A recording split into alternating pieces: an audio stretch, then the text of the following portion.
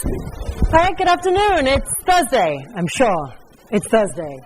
It's Thursday, October 29th, and we are going to continue our discussion of correlation coefficients, and then we're going to go through a bunch of examples. Before I get started, are there any administrative questions for me?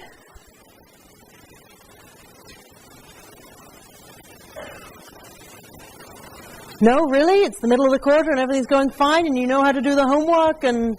Yes? Okay. So for the clicker grades that are posted, majority of the grade is just by being here and clicking in, but then a bit of the grade is also on the performance on those end-of-topic quizzes. So I think the way it works out is that each day you're here, you get a point, and that each question you get right, you get about a 0.2 of a point. Okay? What were the topics? Topic 1 went for a couple of days. They all go for a couple of days.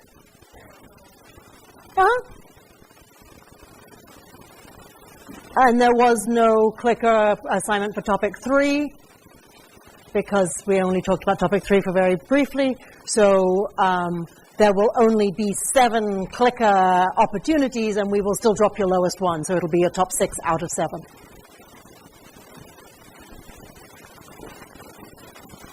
All right. Actually, you know what? Before I ask you to remind me about correlation coefficients, I would like your indulgence, please.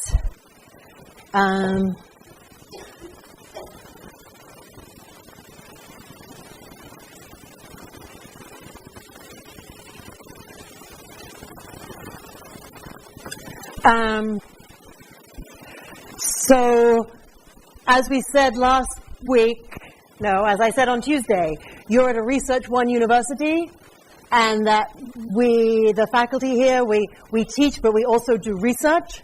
And my research is primarily on how college students learn and process and remember and perform academically. So I study how we teach and how we learn, and therefore the students in my class are like the perfect participants because I can adjust the way I teach things or use different techniques and then see if the students do better or do worse or do the same. So I would very much like to include you in my participant pool. This is entirely voluntary. There is no brownie points and there's no penalty. What I'm going to do is ask you a few demographic questions, and then I'll be able to look at the techniques that I was using, particularly this quarter in comparison to previous quarters, and see if different groups do differently, or if different groups do the same, or what appeals to different people. So we're trying to evaluate the efficacy of the class. These are some of the I wonder if type background questions that that we're asking. It will be, I'll look at your demographic information that you provide and I'll compare that and your scores to other formats of the course. Your data will be confidential. I will match up your scores and then no one else will see your identifying information. And I would only ever present this as group data. Freshmen in this class perform this way, or people who've taken this prerequisite perform this way. So your specific scores wouldn't be identifiable. I report this because I report this to campus funding sources where we get money to improve the class, or to other instructors who are teaching similar classes. All right. So if you are willing, I would appreciate you to give me some of this demographic information.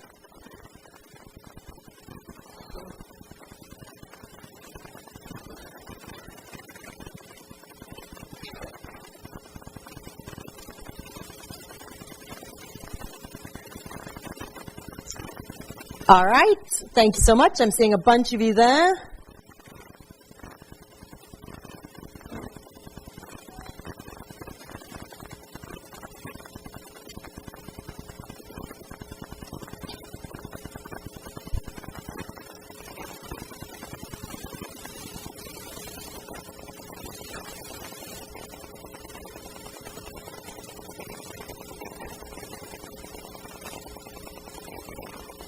All right, and I'm seeing a bunch of you there.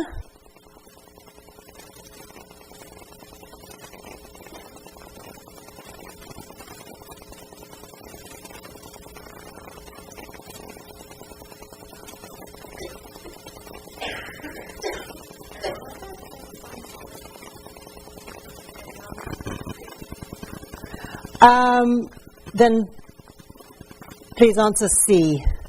So if it was some college but not a degree, let's put that in with the same as the 2-year degree. Thank you for pointing that out. All right.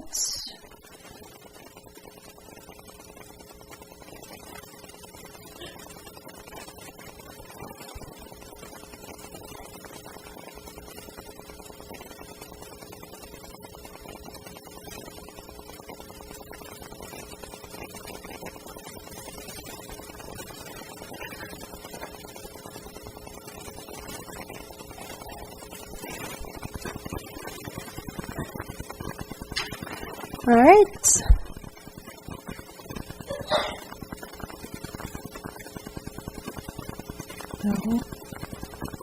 Okay. That's the question.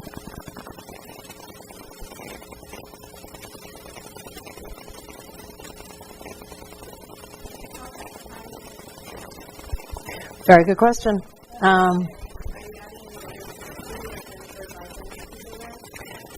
I would need to update that to reflect the other categories.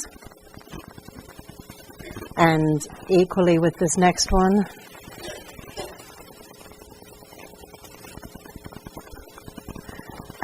even though these are the majority of the way UC Davis recognizes ethnic identity, it is obviously an insufficient. Oh, okay, it's open. It is obviously an insufficient way of tapping into ethnic identity. All right. Thank you so much.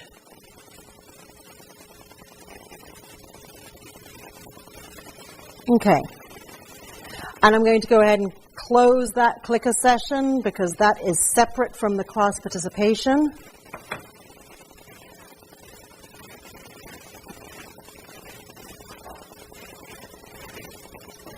And start a new session.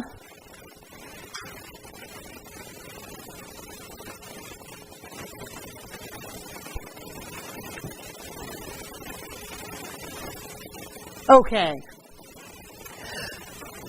Would someone like to remind me what we were talking about when we were talking about correlation coefficients? What is a correlation coefficient? Yeah.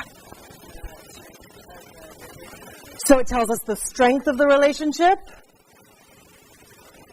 the nature of the relationship, whether it's positive or negative, and it's a single number.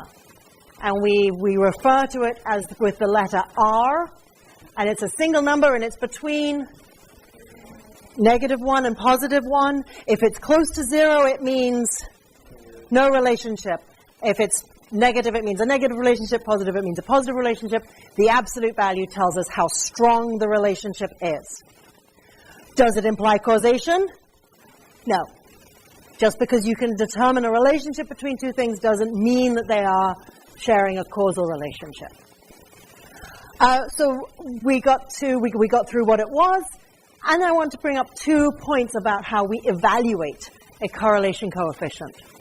The first thing we need to ask is this a real relationship? When do we know that R isn't 0? So if you remember the examples that we looked at where it said, gender was 0.06. We're like, yeah, that's pretty close to 0. But we need a rule to decide how close to 0 does it need to be in order for us to say, that doesn't seem real. Or in other words, how far away from 0 does it need to be for us to say, I think this is a real relationship. And the concept that we're talking about there is the concept of statistical significance. It's going to be okay. We're going to talk about statistics a lot from now until the end of the quarter, and it's going to be okay. So this is asking just, is this real? Is this not zero? The other way that we evaluate a correlation coefficient is we say, well, how big is this relationship? I can identify a real relationship that is tiny. So knowing that it's real or not doesn't tell me how big it is. So these are two independent ideas that we need to consider. We're going to call that effect size. How much of an effect does it have? So let's go through each of those. When we're asking, is it significant? We're asking, is it real? If we were to gather the data again, would we find that same pattern? So the statistical significance, it tells you the probability that a result is due to chance. Anytime that you make a decision about this is a real relationship, yes, no, there's a chance that you're going to make an error, or there's a chance you're going to make a correct decision. And so we need to know what's the chance that we would, so what's the probability that we would think that it was real relationship, but it was actually just random chance that showed a relationship that one time. And so this is in a probability. If it's a low probability that it's due to chance, that means that it's a high probability that it's real. Because probabilities always add up to 1, right? So we have a decision rule where we're either going to reject or fail to reject the null hypothesis. Our decision rule is 5%. We're willing to make an error 5% of the time. We're willing to say, I can't be 100% certain. There's always going to be some element of I might be making an error in my decision. And so I'm going to accept a 5% chance that I think I'm seeing a real relationship, but none actually exists in the world. And you'll see that written as the probability is less than 0.05. So I've taken that number 5% and I've turned it into a decimal. Yes? And so the probability is less than 0.05. The p-value is less than 0.05. If that is the case, we would conclude this is a real relationship. In that case, are we rejecting or are we failing to reject the null hypothesis? Rejecting the null hypothesis. Now, there's a lot of mental gymnastics here because you're saying you're kind of going double negatives. And that's if you're thinking that, that's true. So rejecting the null hypothesis. The null hypothesis says there's no relationship. You're saying the null hypothesis is not true. Therefore, there is a relationship. This seems kind of awkward to say reject or fail to reject. What would usually be the opposite of reject?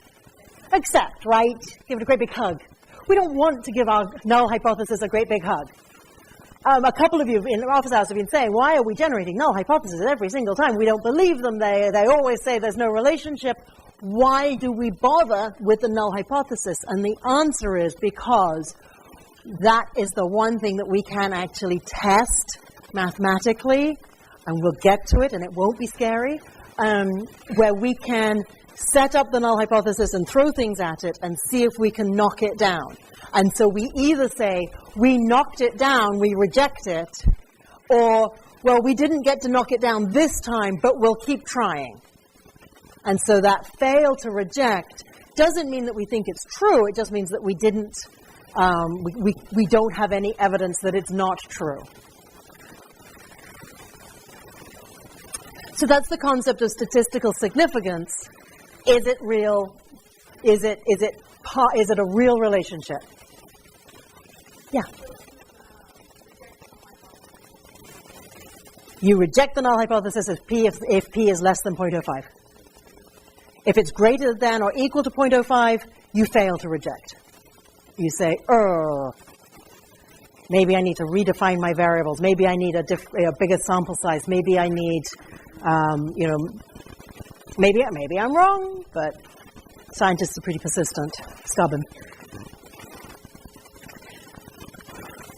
The other way that we evaluate a correlation coefficient is asking, how big is this relationship? What is the effect size? So the absolute value of R was the strength, and that's certainly going to have to do with the effect size. So when we say, if we find an R less than 0.1, we're pretty confident that that's not a real relationship, that's close to zero, that's a no strength. That if we find R with absolute value between 0.1 and 0.3, we're likely to conclude that that's a weak relationship. Between 0.3 and 0.5, a moderate relationship. Greater than 0.5, we're like dancing on the ceiling. In social sciences, we're often detecting quite weak relationships or quite moderate to weak relationships. Because human behavior and animal behavior is so complex. There's so many factors that influence how we act in a particular situation, that there are relatively few situations where there's one thing that has a hugely strong effect. It's always a combination of multiple things. So if we do come across something that has a very strong relationship, they're very easy to detect. They're very easy to find. You can find them even if you've got a very small sample size.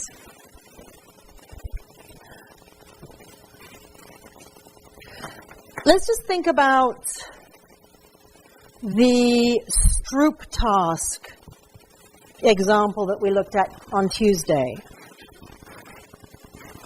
So these were the notes we were taking on Tuesday, right?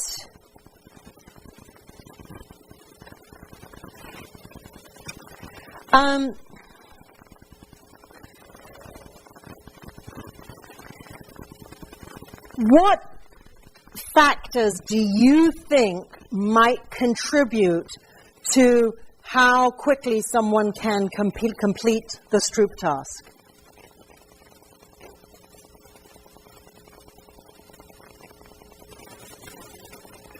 Okay, so this was saying the amount of calories that they had at lunch. So that has that was a real relationship. It belongs in the pie. What else might influence? Yeah. Okay. So if they're tired. Was there another? Yeah. Okay. So if they're stressed out. How about just your IQ? Skill? Okay, actually, you know what? Let's say reading ability. So skill in reading, because if you're struggling with reading, So the idea here is that there might be a whole. So if this whole pie was the things that are influencing your Stroop performance. Okay. So if you were colorblind, it kind of would sit over the whole pie, wouldn't it?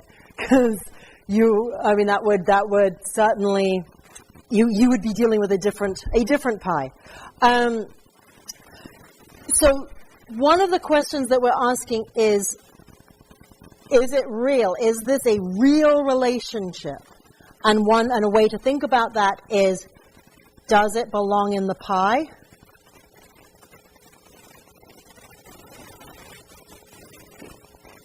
And we've got a decision rule. We're going to calculate a statistic, and if the probability is less than 0.05 of stumbling upon that statistic by chance, then we're going to conclude that it's a real relationship. The other question that we're asking is, how big is the relationship? How much of the pie does it take? Does it take just a little bit of the pie? Or does it take a whole bunch of the pie? And that's that idea of effect size, where we're asking just how much of the pie. And we can imagine that different factors are going to have different effect sizes, but that even something with quite a small effect size can be a real relationship.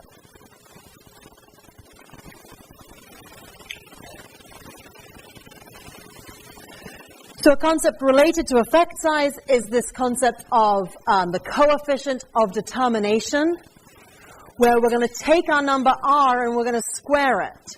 And this is going to give us a number of how much variance this explains, this relationship explains. What is the proportion of the variance that is shared by the two variables?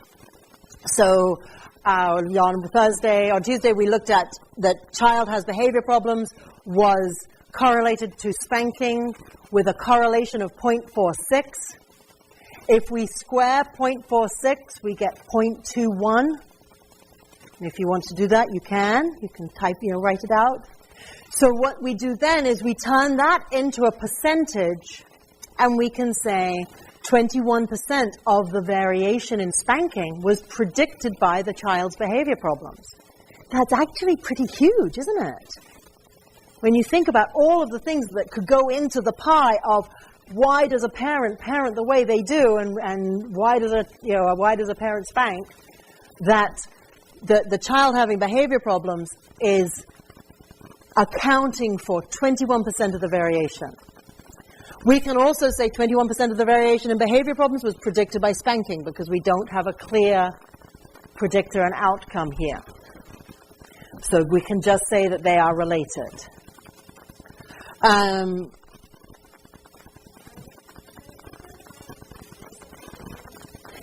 This relationship. So how much variance does this correlation, this relationship, explain?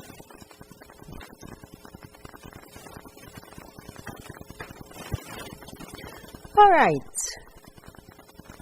Questions on correlation coefficients? Yeah. Can I explain that again? All right, so the p less than 0.05. So we calculate our correlation. Let's say we've calculated a correlation of 0.46. And we want to know, is this real? Does it belong in the pie? Is this a real relationship? Or did I just get 0.46 by sampling error? That the people that were in my sample and the times that I observed just accidentally gave me this correlation. Because those are the two options. That's either it's real and you're really finding a real relationship, or it's just a mistake, a spurious. It's just random chance, fluctuation. Sometimes the clock is right. We need a decision rule to decide when do we decide if it's real or not. And I'm being a little bit cagey because we're going to get into it more in a week or two. But what we do is we take that 0.46 and we compare it to all of the possible correlations we would calculate with that sample size if there really wasn't a relationship, and we'd see if it looks like the ones that we would calculate if there wasn't actually a relationship. So statisticians who don't have very many friends and don't have plans for Halloween and stay home a lot, they do things like, these two variables are not related. I'm going to draw a sample of 10 and calculate a correlation. Oh, look, it's 0.01. And they'll do it again, and it'll be negative 0.05. And they'll do it, and sometimes they'll get 0.1 just by chance. Sometimes they might even get 0.2. And we look at it and we go, how likely is it to get 0.46? just by chance. And we go, wow, really not likely.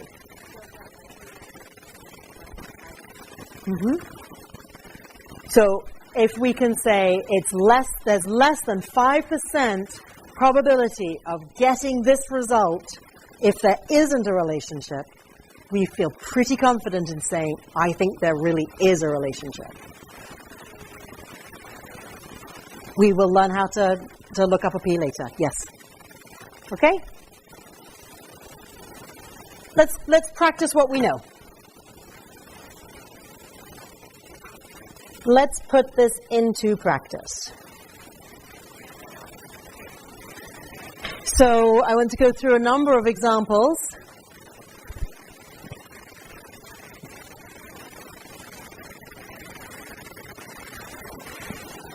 This one is by one of the faculty members in our department, Dean Simonton, and the title is Sex Doesn't Sell Nor Impress, Content, Box Office, Critics, and Awards in Mainstream Cinema. So this is a content analysis where he is asking the question, what predicts a movie's success? What about its content has a real relationship with the movie's success? So that's what he's asking.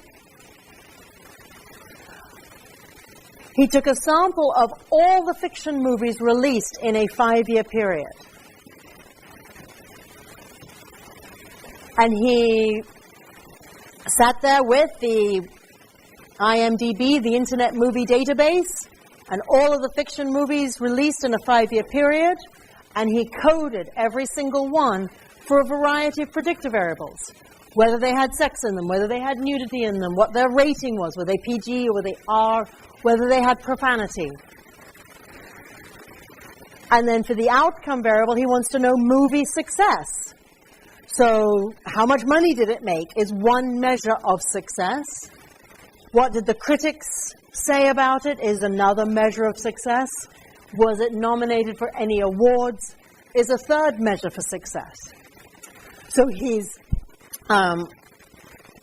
analyzing the movies for whether they included these various types of content or how much of it they included. And then he is putting together a success outcome based on how much money it got and how it was received. And here are some of the results. Take a deep breath. It's okay. The anxiety will pass. So we've got the predictor variables here. And we've got correlations between the success and these contents. So here are the different contents. And then this is the box office, whether these correlate with box office revenues in America and in the United Kingdom. Down here, he's got, if there's one asterisk, P is less than 0.05. And that was our decision rule for, we will reject the null hypothesis. We'll say this is real if it's less than 0.05. 2 asterisks means that the P is less than 0.01. It's really unlikely to have found that just by error. And 3 asterisks is P is less than 0.001. I mean, at this point, he's just bragging, right? The probability of that being not real is tiny. So, what do you see? How does alcohol or drugs correlate with box office success?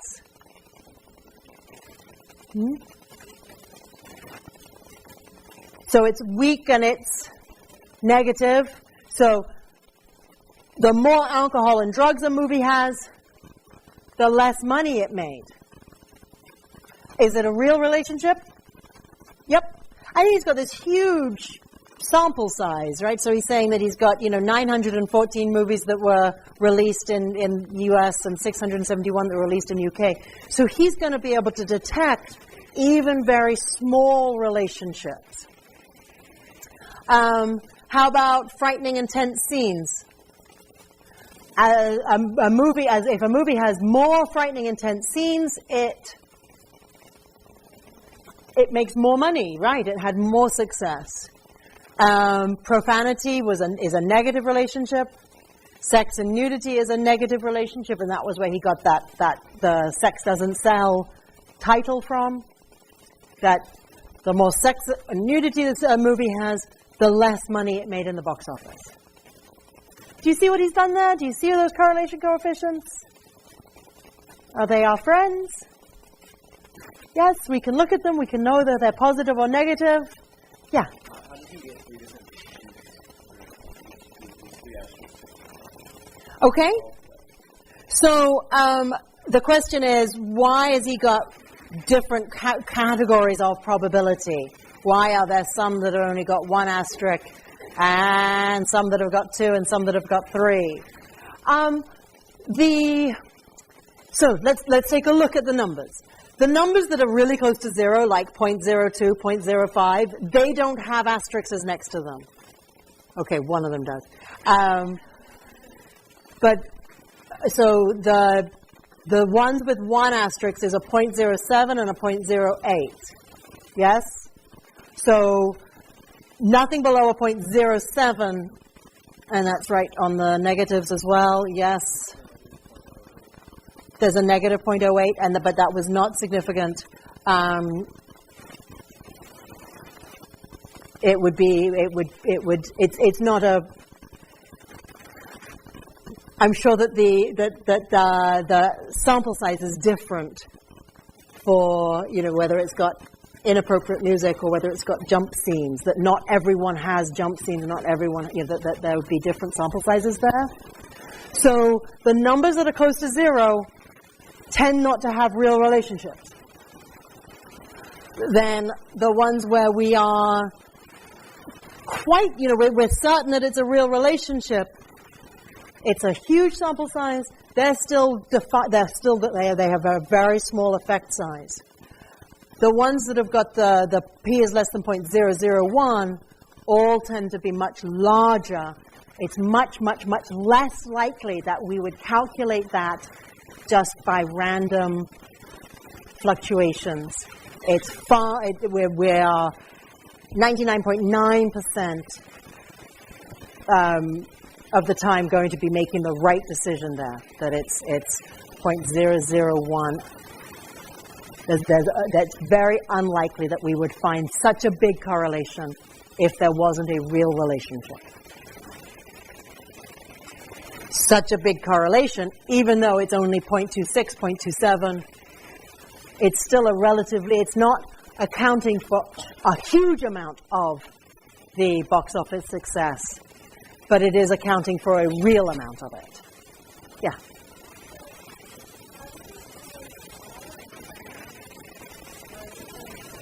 These are the correlations, the R. To square it, that turns it into the coefficient of determination that gives us how much variance, how much of the shared variability is there. Okay?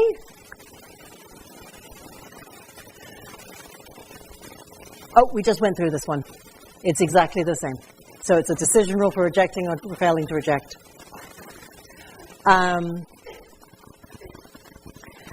And so we compare our calculated R to a table of critical values. We're going to get there. If our calculated R, our observed R, is larger than the critical value, we conclude significance. We're going to get there.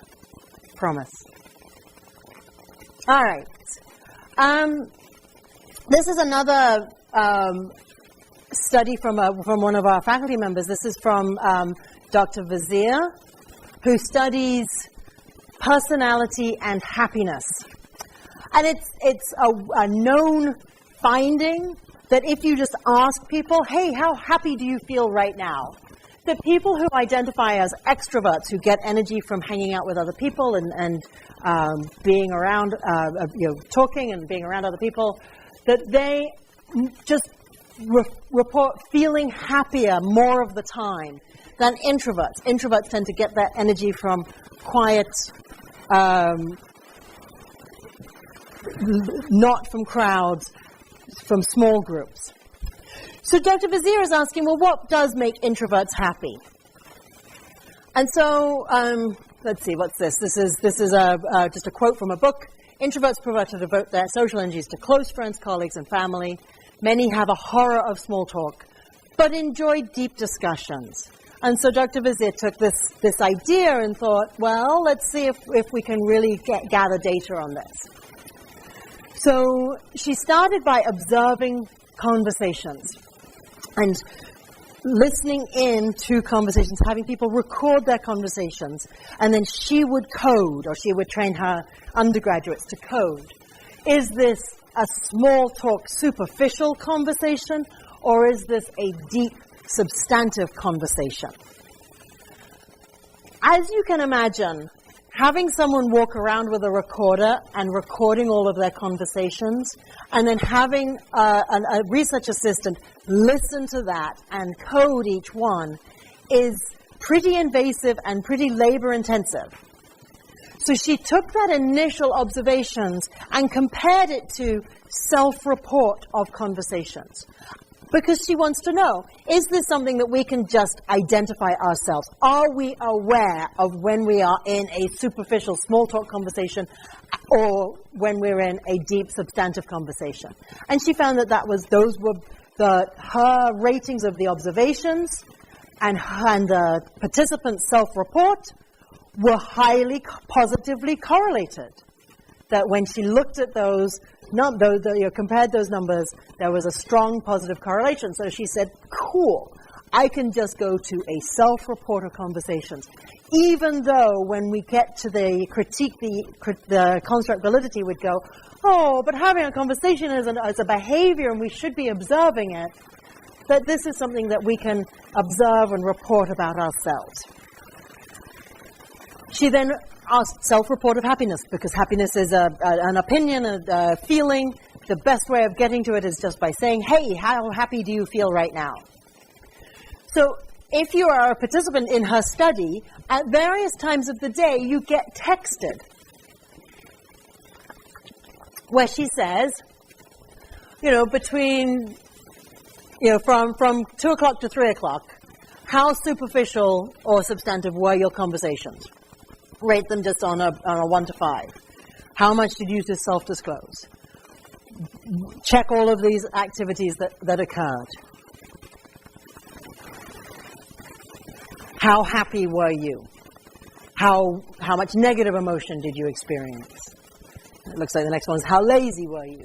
So every now and then, at different times of the day, different days of the week, you get a text invited to respond to this survey, thinking about the last hour, report on your behaviors and report on your attitudes. And this is what she finds. So let's see, we've got conversations going from mostly shallow to mostly deep, and then well-being. 0 in this case would be the average for the whole group.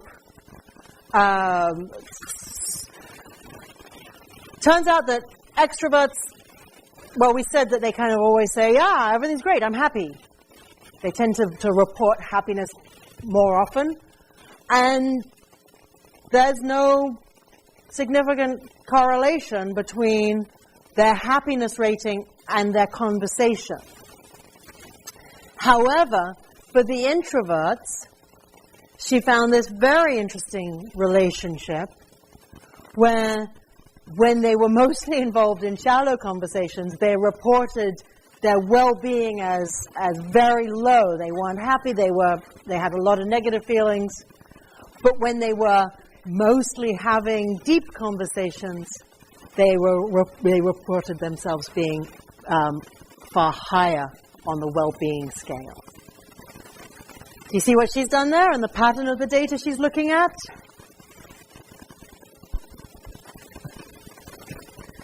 All right. I got one more. This is another one from our very department. Phil Shaver was a faculty member in our department. He actually did retire last year. So this one is Airport Separations, a naturalistic study of adult attachment dynamics in separating couples. So the research question, I wonder what predicts how we cope with stress. So, well, you think about it for a minute. How do you cope with stress? How does your significant other cope with stress? When you're stressed, well, what do? Listen to music, sleep, pull the covers over your head, go into a full-blown panic attack and have a physiological response, drink. Do you take it out on your roommate? Do you take it out on your cat or dog? Do you take it out on mom? Or do you kind of cry and phone up mom and say, I need a hug and I'm clingy and So do you find relief through social situations? Do you find you avoid social situations? Do you take it out on those around you, or do you cling, or do you just sort of appropriately rely on and get support from those around you? So it's really interesting. What predicts how we cope with stress? There are differences. Different people cope with stress in different ways. What about their personality? What about their relationships might predict how they will cope with stress? How can we find what's a real part of that pie? So one of the differences between people that we're pretty sure we've found a lot of evidence that it predicts how we cope with stress is our emotional attachment. You should have heard about this in Psych 1 when we talked about, when your professor talked about developmental psychology and the relationship between an infant and its caregiver and the attachment style that they create. So as infants, we form these emotional bonds with our parents, and then we continue to form emotional bonds with other people throughout our lives. Dr. Shaver was one of the first psychologists who said, hang on a second, we've been studying infant-parent attachment, but doesn't that relationship actually have a lot in common with adult romantic relationships, adult romantic attachments? And that maybe we can think about how people cope in their romantic relationship in similar ways to how infants and parents cope in their relationship. So not all attachments are the same. Let's talk about the infant caregiver. So some infants and caregivers share a secure relationship. So if you take a 1-year-old and its mom and you bring them into a lab, that's pretty stressful, but a child and caregiver who are sharing a secure relationship will be coping fine with that and will be looking around and exploring the environment.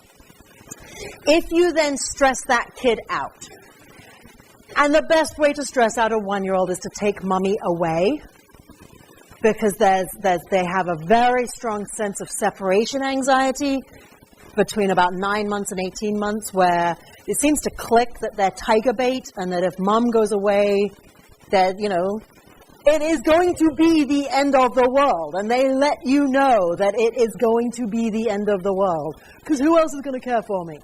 So if you stress out this kid, you take mom away, they're going to let you know that's not okay. They're going to let you know they're upset. They're going to be crying. They're going to be pounding on the door. They're going to be upset that they're going to express the separation anxiety. When mom comes back, they will move towards her, greet her. There will be physical contact, and it will be almost instantaneous that the kid just goes, all is right with the world again. The love of my life, the apple of my eye is back. I'm not, they're going to project me from the tiger. Everything is going to be great. And almost instantly just go back to playing, go back to just a calm interaction. So that's a secure relationship. Another pattern of relationships that children and their caregivers develop are called ambivalent or resistant. So these children are very stressed, very anxious. Just coming into the lab, being in an unusual situation is stressful. And they're already very clingy. They're hiding behind mom's chair. They're not interacting or playing with the toys or looking at the environment at all. They're checking on mom. They're making sure she's not going anywhere. You take mom out of the room, and these kids go absolutely ballistic. They really protest. Mom comes back, and it almost doesn't help. And they might approach mom, but look away, or they might hug, but kind of keep their arms inside. And being hugged and being comforted doesn't really help. And they stay really tense and really stressed. There might be signs of anger. Ambivalent means having two different strong emotions. So it might be, oh, I'm so relieved to see you, and I'm so angry you left. And they will kick or hit while they're being hugged. And so this really, and they just are stressed, and it doesn't resolve. And they were stressed beforehand, and they're stressed now, and it's a very different pattern of interaction. The final pattern that was described originally is the avoidant pattern. These kids, when you see them, when you meet them, they seem very independent, very aloof. They walk into the room, they play with the toys, they don't even check up on mom. They seem quite happy and just independent and aloof. They often will ignore mom when she leaves. Mom gets up to leave, and they're like, didn't even notice. And when mom comes back, didn't even notice. Didn't notice you were gone. Didn't notice you're back. It might even turn away from the door, and I'm really busy playing with my toys over here, and I don't care what you're doing. And so it was called an avoidance style. Now, the assumption is this kid's still stressed, that this kid is still experiencing the separation anxiety, but that their mechanism for coping with that stress is by avoiding the relationship and focusing, distracting themselves with other things that they're doing. So we're going to look for these sorts of signs of just a secure, balanced relationship, high anxiety, high stress, and high avoidance. So they want to look at this with adults. Turns out that separating from your attachment figure, even as an adult, is stressful. When your sweetie pie is going away, it's stressful. That stresses us out. So how do we deal with that stress?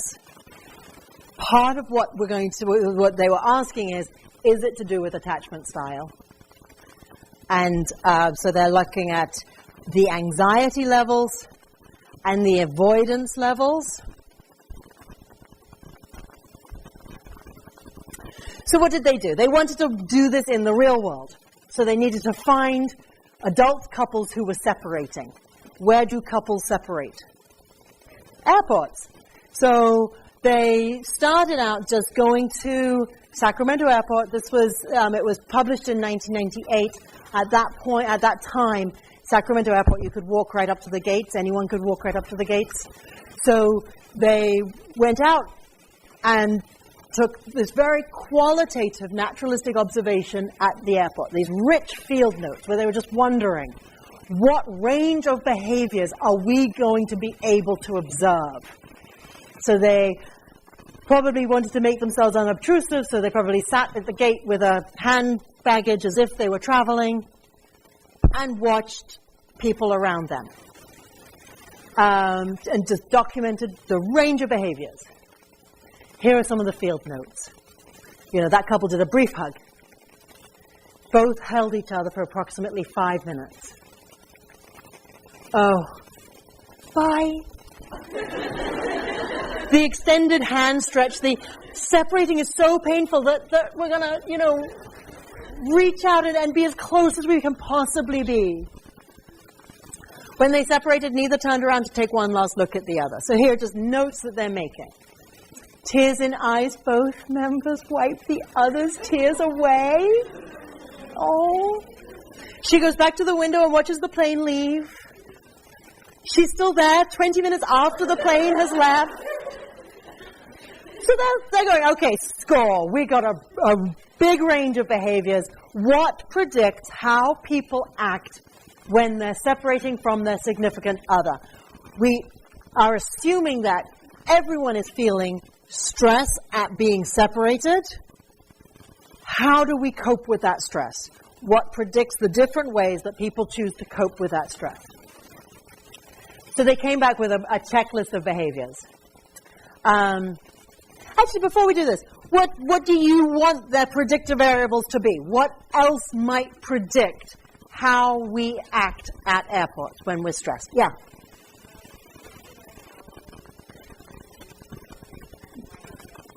So what's the duration of the trip? If they're going down to LA for the day, that's not very stressful. If they're going for 6 weeks, that's going to be more stressful. So the duration of the trip.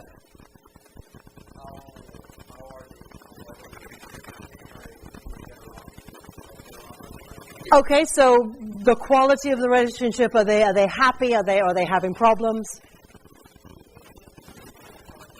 How long they've been together, the length of the relationship,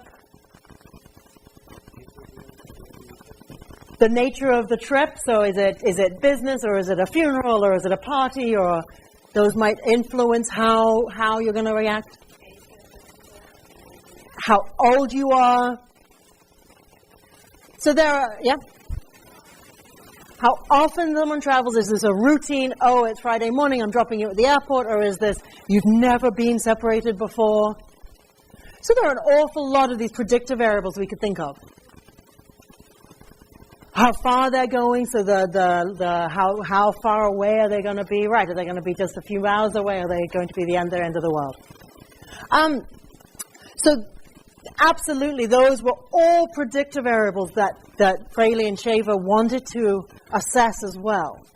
They're not going to be able to observe those, are they? I can't just look at you and observe how long you're going for. So let's go through the outcome variables, and then we'll get back to how they measured those predictor variables. So they took those rich field notes, and they created a checklist of these behaviors. So they grouped them into things like contact maintenance, which was hugging and just the extended hand reach and holding hands, just maintaining contact. There's contact seeking, which was the watching from the window or embracing or, leaving and then coming back and leaving and then coming back. They looked at behaviors that demonstrated avoidance, where people were looking away from their partners, they were kind of breaking off contact and hurrying. This was before cell phones, so avoidance would definitely now be, I'm way too busy texting you to, look at you. They looked at resistance of anger and annoyance and pouting and kind of wanting contact but then breaking it off. They looked for they could observe sadness, tears, crying. There was caregiving, stroking, the wiping each other's tears away. And they also saw behaviors that were sexual, so sexual touching or kissing. So they created a checklist of behaviors in those categories. Those are going to be their outcome. And they went back to gather quantitative data.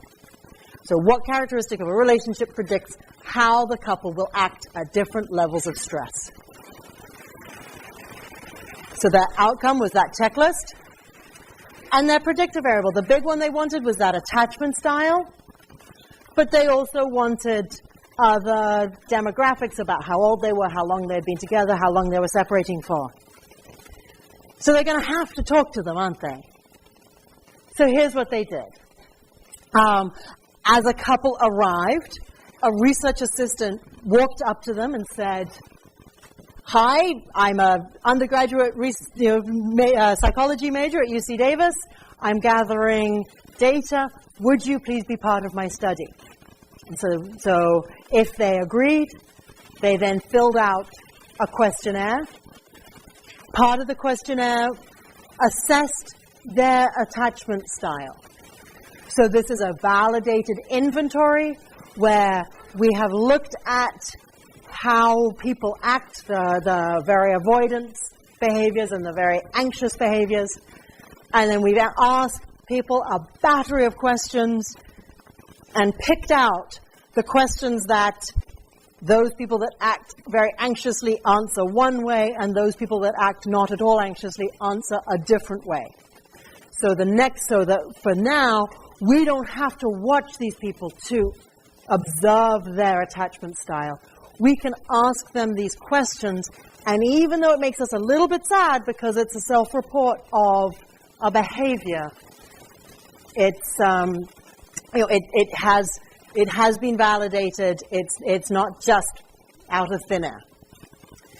So each person will have a score on avoidance and anxiety as part of their, how do they cope in their attachments, what is their attachment style. They also ask them other demographics.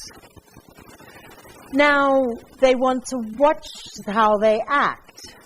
Can that same research assistant, so they sat there and answered those questionnaires and handed them back, and she said, thank you very much.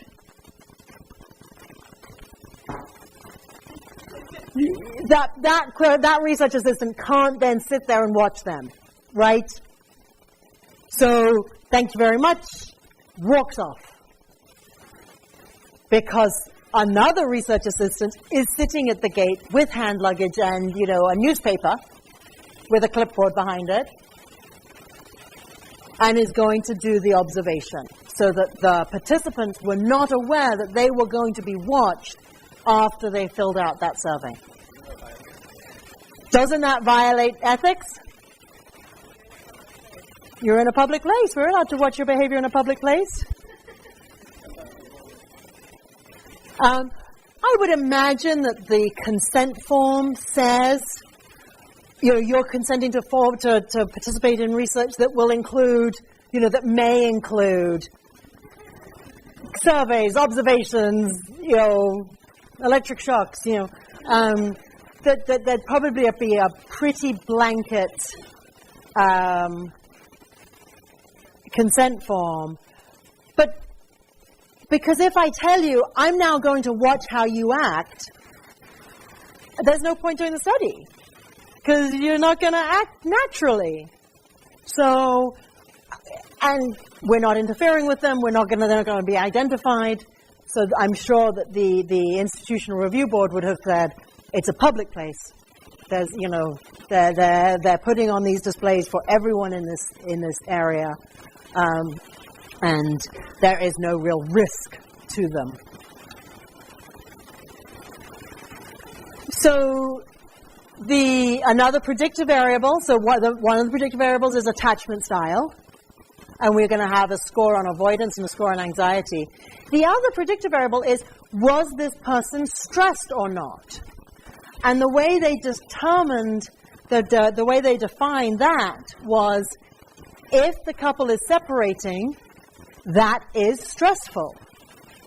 If the couple is not separating, i.e., if they are traveling together, then they will be less stressed. And we will critique that construct in a minute. Oh, so we've had this before, right? What a validated inventory is, where we want to estimate behavior through self-report. So you carefully observe behavior, classify them into groups, ask them a battery of questions, and determine which questions are answered differently by the different groups, and then use those questions to classify future participants without having to observe them. So who were the participants? They recruited 109 couples, 57% were separating, 43% were traveling together. They ranged in age from 16 to 68 with a mean of 34 years old. 47% were married, 10% were engaged, 43% were dating. And the length of the relationship ranged from 1 month to 43 years, with the mean being 6 years. Okay, here are the results. Again, take a breath. It'll be okay. So what have we got here? We've got 54 were separating, 38 were not separating. So this is for the results for the women. When they looked at the results, the men and the women showed different patterns of behavior, so they analyzed them separately because gender is an important factor in how we act at separation, or how we act when we're stressed. So 54% of them, well, 54 of them were separating, 38 of them were not separating. This is the predictor variable of what score of avoidance does this person typically cope by avoiding and ignoring and pushing away? Does this person typically cope with anxiety and high anxiousness and anxiety and stress? So for each of the separating and the not separating, there's how does this correlate with their avoidance score, and how does this correlate with their anxiety score? And then we've got those outcome measures, the contact seeking, the contact maintenance, the caregiving.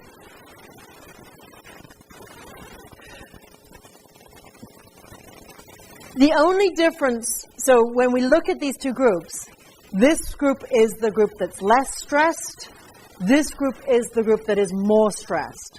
But otherwise, they're all just women at the airport. So what we're looking for are times when these numbers don't match these numbers. Because then we'd be able to say, when someone is stressed, when a woman is stressed, there is this relationship so let's have a look at some of those specifics. This is a really interesting one here. So, and again, the asterisk means that it's real. No asterisk means it's not real. So, let's start with the not stressed caregiving. As avoidance goes up, when women are not stressed, those with high avoidance coping skills show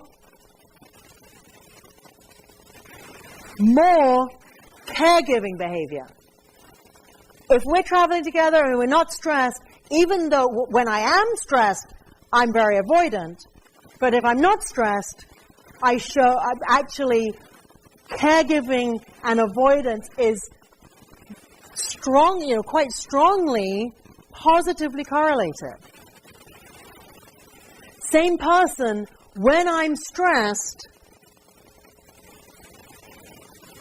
as my avoidance level, the people who cope with more avoidance show less caregiving. So do you see how that sort of opposite, it's a significant positive correlation. When you're not stressed, it's a significant negative correlation when you are stressed. We've got the opposite for the avoidance behaviors. When you're not stressed, the avoidance, your avoidance inclination is actually negatively correlated with your avoidant behaviors. So you are showing fewer, the more avoidant your style is, you're actually showing fewer avoidance behaviors. But when you're stressed, the more avoidant your style is, the more avoidant your behavior is.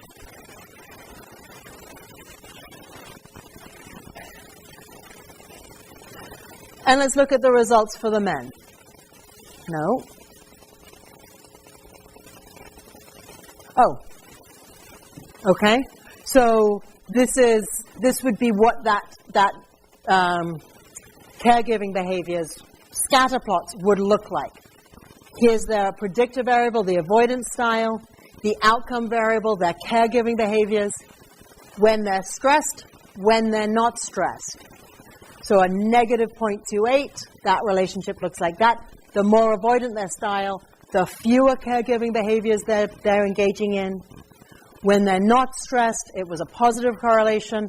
The more avoidant their style is, the more caregiving behaviors they are engaging in. And the opposite for the avoiding behaviors, this is what that would look like for the women. Yes? So the different stress levels predicted opposite patterns of behavior. In low stress, avoidance and caregiving are positively correlated. In high stress, they are negatively correlated. In low stress, avoidance and avoiding behaviors are negatively correlated. In high stress, they're positively correlated. So that's how you might see that written or interpreted in a journal article. And then the results for the men.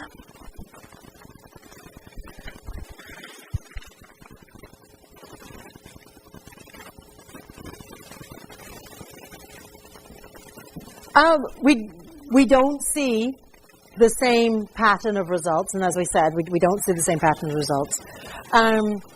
So high avoidance, more avoidance means less displays of sadness for men, but then the anxiety, and actually there weren't enough, there were no displays of sadness, so there's not a correlation. There were no displays of resistance. The other ones I'm seeing here are that anxiety is negatively related to contact maintenance. Men who have a coping style that's high anxiety show less contact maintenance. Men who have a coping style of high anxiety show more avoidance. It's not the opposite pattern. They still show more avoidance even when they're not stressed, but it's far more pronounced.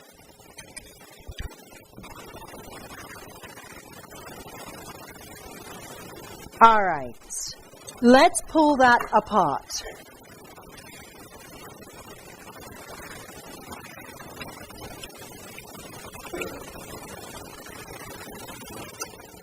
So what was the background research question?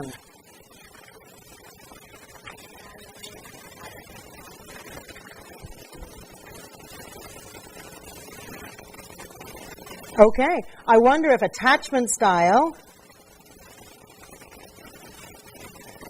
is related to behavior when separating. Great.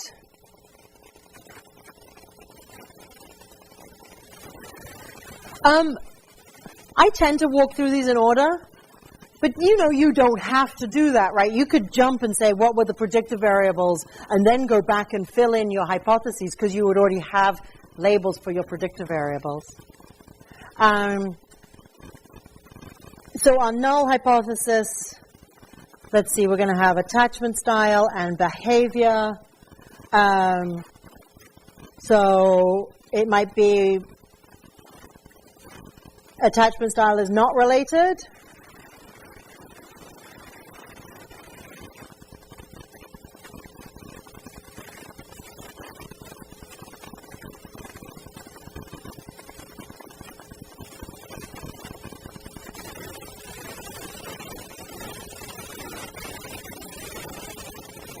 Let's fill in the word stress there, because we're using separating really as just an indicator of whether or not the couple is stressed.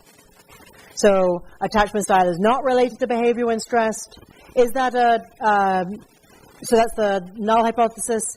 What is a research hypothesis? We could just say attachment style is related. Yes? In that case, that is non-directional. We could say people with high avoidance styles will avoid, people with high anxiety styles will act anxious. So what's one of our, I've got two places for the predictor variable because we have two predictor variables. What's one of our predictor variables? So attachment style. Why don't you take a minute and just fill in how they measured that. Just think about that variable. And feel free to collaborate with your neighbors. How did they measure it? How would you fill that in?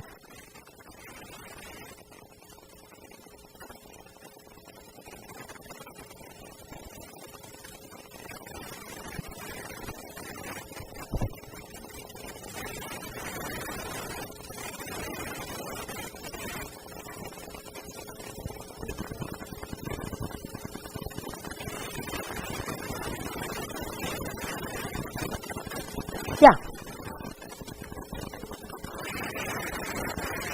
Will this be an associative claim?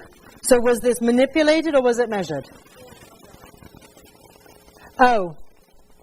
You know, actually we do that for each of the predictor variables because there are two predictor variables. So how did they measure attachment style? So it was a validated inventory. It was self-report. It was measured. That means it's associative. It was a validated inventory. What scores or what did they come up with? There was an anxiety score.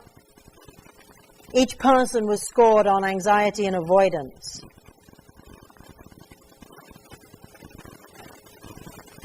I don't think I gave you the exact numbers of those. But do you think that it was continuous or do you think it was categorical? We calculated correlation coefficients, right? We said that everyone is somewhere along the anxiety score. It's not that you're anxious or you're not anxious. It's that you're more anxious or you're less anxious. I imagine that it was like a 0 to 50 scale.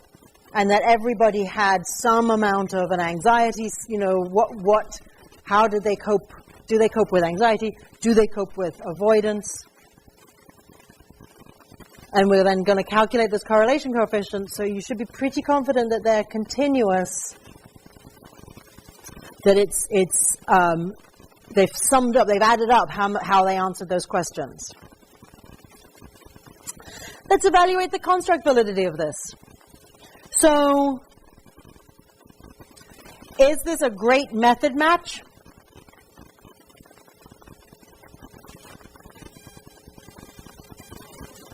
It's not a perfect method match. It makes us a little bit sad, right? Because we're asking self-report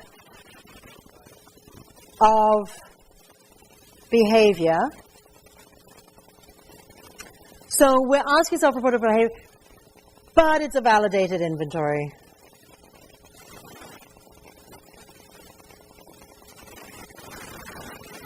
It would have been totally inappropriate to go, on a scale of 0 to 50, do you use anxiety to cope with your, with stress? We're not aware of this. We wouldn't be able to answer that. What about the procedure of how they distributed this? What was it like to be a participant? What was the location? Where were they filling this out? At an airport.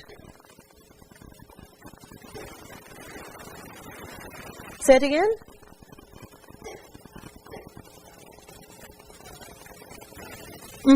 So you're filling out this questionnaire about how you cope in your relationships, and you're at an airport. So we want to know what might be adding error or noise to how they've answered these questions. They're at an airport. So there are people around, they might feel that they're in a rush. Half of them are separating and are already really stressed out. Is that going to affect how they respond on this questionnaire?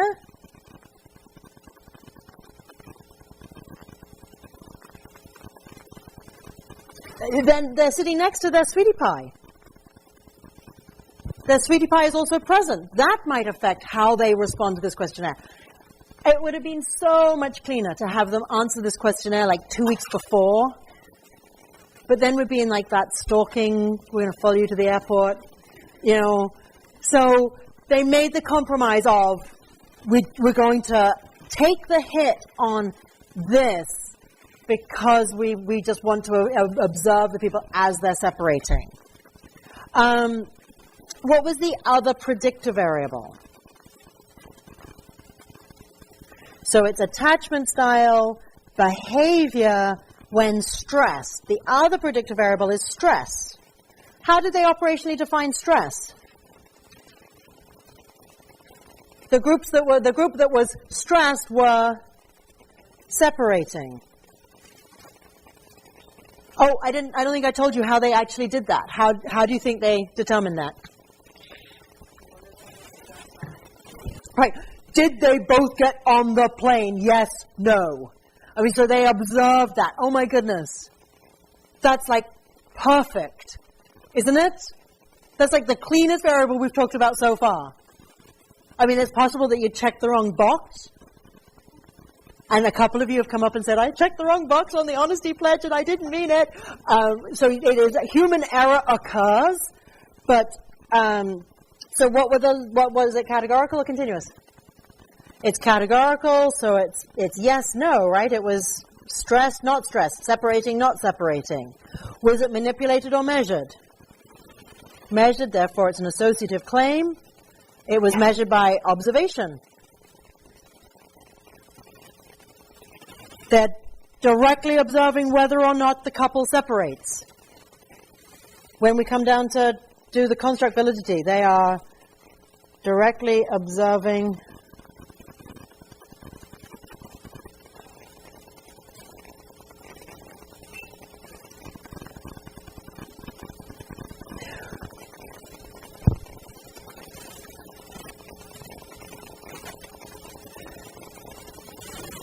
So that's a great method match. There's very little room for error. These are the sorts of things you'd want to tell the TAs. So as far as the method match, they absolutely know whether or not they're separating. On its face, they are using separation as an indicator of stress. Are you completely comfortable with that? No? So, there is an implication that separating is stress and traveling together is not stress. And so we could query the face validity a little bit and say, yeah, you know, that yes, they've measured separation perfectly, but they're making that implication about stress, about whether that is stressful. What was the outcome variable?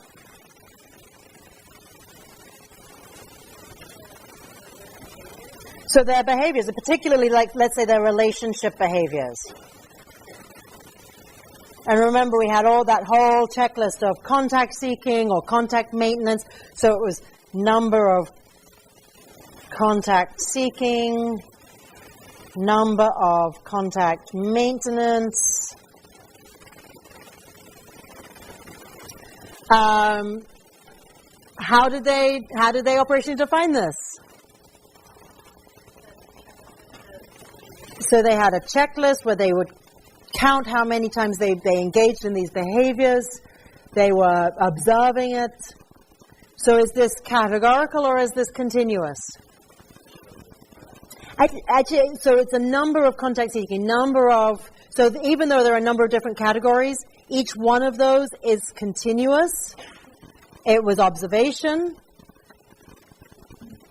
Construct validity, think about that. real couple in a real situation. The procedure, they had 2 assistants and one was being very unobtrusive. They were unaware they were being observed. All right, I'm going to have to let you go. Have a great weekend. Enjoy Halloween.